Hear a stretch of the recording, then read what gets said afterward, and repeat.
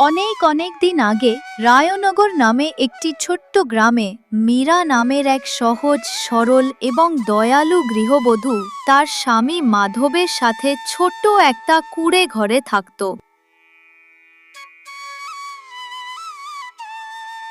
দারিদ্রতায় ভরা সংসারে মাধব কয়েক মাস অসুস্থ হয়ে পড়লে তখন মীরাকেই সংসারের দায়িত্ব মাথায় তুলে নিতে হয়।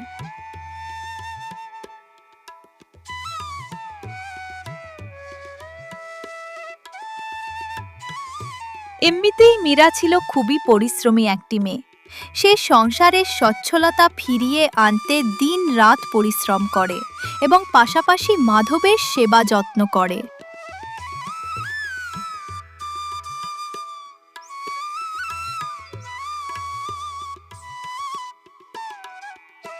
সংসার চালানোর জন্য মীরা জমিদারের বাড়িতে কাজ করত এবং তার সাথে সে একমাত্র গাই মিনুর দুধ বিক্রি করত।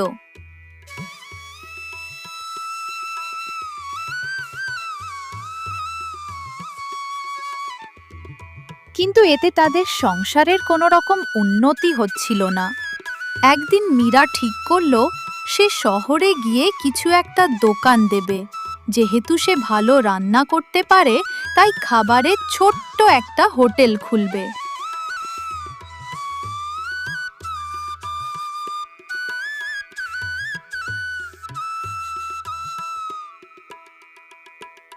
সেই কথা সে তার স্বামীকে জানায়। তখন তার স্বামী মাধব বলে, মীরা, তুমি তো জানো আমি অসুস্থ, আমি নিজের কাজ নিজে করতে পারি না, তবে কিভাবে আমি একা গ্রামে থাকব? না গো, আমি তো শহরে হোটেল খোলার কথা বলেছি, কিন্তু তোমাকে এখানে ফেলে রেখে কিভাবে যাব? তোমাকে পুরোপুরি সুস্থ করে আমাদের আর্থিক অবস্থা ফিরিয়ে আনতেই তো শহরে যাব বলছি। তুমি আমি দুজনেই সেখানে যাব। দেখি কোনো ঘর ভাড়া নিয়ে আমাদের যে জমানো পুঁজি আছে তা দিয়েই একটা ছোট্ট হোটেল খুলব। তুমি মনে মনে যেমন ভাবছো সবকিছু অত সহজ নয়, অনেক বাধা আসবে। কেননা শহরের মানুষরা তো তোমার মতো সহজ সরল নয়। তারা সুযোগ পেলে মানুষকে ঠকাতে একটুও ভাবে না।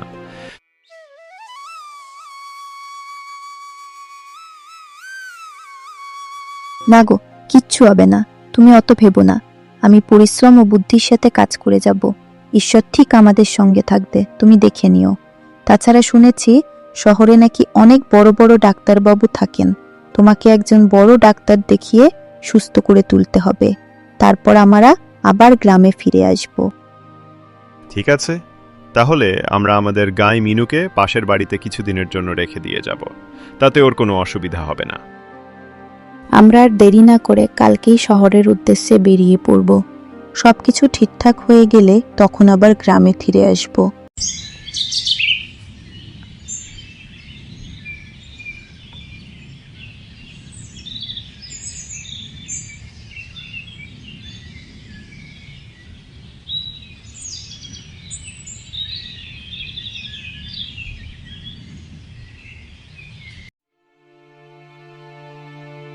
পরের দিন সকাল সকাল মীরা ও মাধব তাদের গাই গরু মিনুকে পাশের বাড়িতে কিছু দিনের জন্য রেখে যায়। এরপর তারা দুজন শহরের উদ্দেশ্যে রওনা দেয়।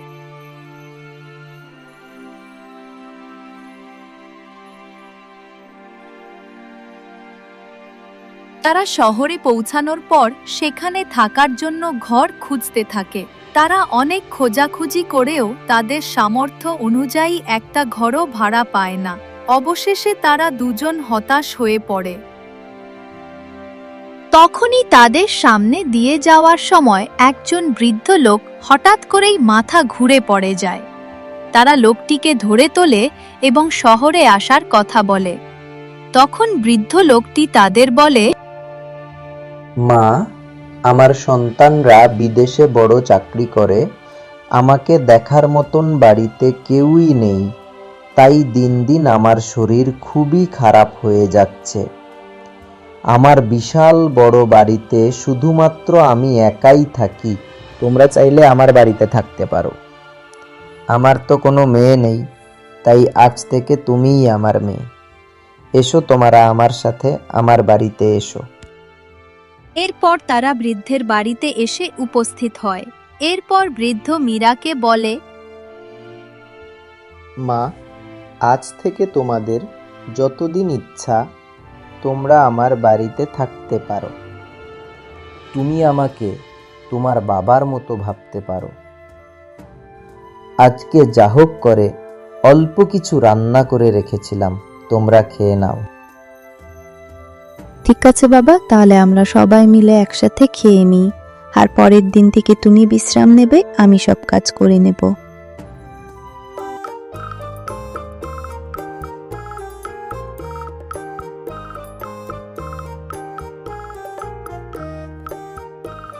রাতে বিছানায় শুয়ে শুয়ে মীরা পরের দিন সকাল থেকেই হোটেল খোলার জন্য দোকান খোঁজ করার কথা ভাবছিল। পরের দিন ভোরবেলা মীরা জানলার ফাঁক দিয়ে শহরের আলো দেখছিল। এই শহর তার কাছে ছিল এক নতুন পৃথিবী, যেখানে সুযোগ আছে কিন্তু আছে অজানা ভয়ও। বৃদ্ধ লোকটির বাড়ির বারান্দা দিয়ে হালকা রোদ পড়েছে, বাতাসে ভেসে আসছে তাজা ফুলের গন্ধ। মীরা নিঃশব্দে উঠে পড়ল, যেন নতুন জীবনের সূচনা আজ থেকেই। সে ঘর গুছিয়ে দিল, চা বানালো বৃদ্ধের জন্য, তারপর মাধবকে বলল, শোনো গো, আজ দেখি বাজারে কোনো ফাঁকা দোকান পাই কিনা। শহরের বড় বড় রাস্তা ধরে মীরা হাঁটছে। সে এক একটা দোকান দেখে ভাবছে, এইখানে হলে কেমন হয়। না, ভাড়াটা অনেক বেশি। ওই কোনার দোকানটা একটু ছোট, কিন্তু ভেতরে আলো আসছে ভালো। এভাবেই দিনটা কেটে গেল দোকান খোঁজার মধ্যেই।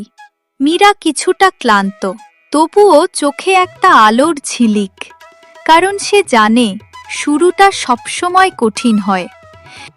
সন্ধ্যার পর সে ফিরে এলো বৃদ্ধের বাড়িতে। বৃদ্ধ তখন বারান্দায় বসে বাতাস নিচ্ছিলেন।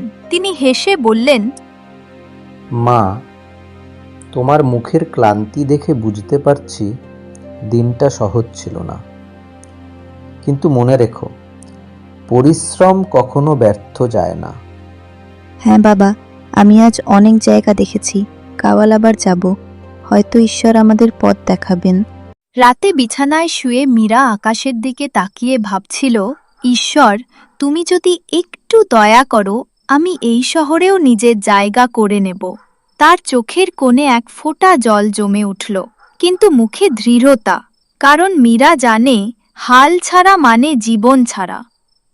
পরের দিন ভাগ্য যেন একটু সহায় হলো। তারা বাজারের এক কোণে একটা ছোট দোকান পেল। দেয়াল পুরনো, কিন্তু ভেতরটা পরিষ্কার, ভাড়াও ঠিকঠাক। মীরা আর দেরি না করে বলল, এই দোকানটাই, এখানেই খুলবো আমাদের হোটেল, মীরার ঘরোয়া খাবার। কয়েক দিনের মধ্যেই দোকান সাজিয়ে ফেলল তারা। বৃদ্ধ লোকটি প্রতিদিন এসে সাহায্য করতেন, যেন নিজের মেয়ের স্বপ্ন পূরণ হচ্ছে তার চোখের সামনে। প্রথম দিন সকালেই দোকান খুলে গেল। মীরার হাতের রান্নার ঘ্রাণে লোকজন ভিড় জমালো। দুপুরের ভাত, ডাল, মাছ ভাজা, যেন গ্রামের মায়া ছুঁয়ে যায় শহরের মানুষদের মনে। দিন যেতে লাগলো। মীরার ঘরোয়া খাবার এখন শহরের ছোট বড় সবার প্রিয় জায়গা হয়ে উঠেছে। ভালো ডাক্তার দেখানোর পর মাধবও ধীরে ধীরে সুস্থ হয়ে উঠছে। বৃদ্ধ লোকটি হাসি মুখে বলেন, মা, তোমার পরিশ্রমই তোমাদের ভাগ্য ফিরিয়ে এনেছে। আমি গর্বিত। মীরা চুপ করে হেসে উত্তর দেয়, সবই ঈশ্বরের ইচ্ছা বাবা, আপনি না থাকলে আমরা হয়তো এই শহরে আজও ঘুরে বেড়াতাম। একদিন বৃদ্ধ অসুস্থ হয়ে পড়লেন। মীরা দিনরাত সেবা করতে লাগলো, ঠিক যেমন একদিন সে তার স্বামীকে করেছিল। বৃদ্ধ ধীরে ধীরে শেষ নিঃশ্বাস নেওয়ার আগে বললেন, মা, আমি তোমাকে আশীর্বাদ দিচ্ছি, তোমার সংসারে আর কখনো অভাব আসবে না। বৃদ্ধের মুখে শান্ত হাসি, যেন তৃপ্তির নিঃশ্বাস নিয়ে তিনি চিরনিদ্রায় গেলেন। বৃদ্ধের আশীর্বাদ যেন সত্যি হল। কয়েক বছরের মধ্যে মীরা আর মাধব নিজেদের একটা ছোট বাড়ি কিনল শহরে।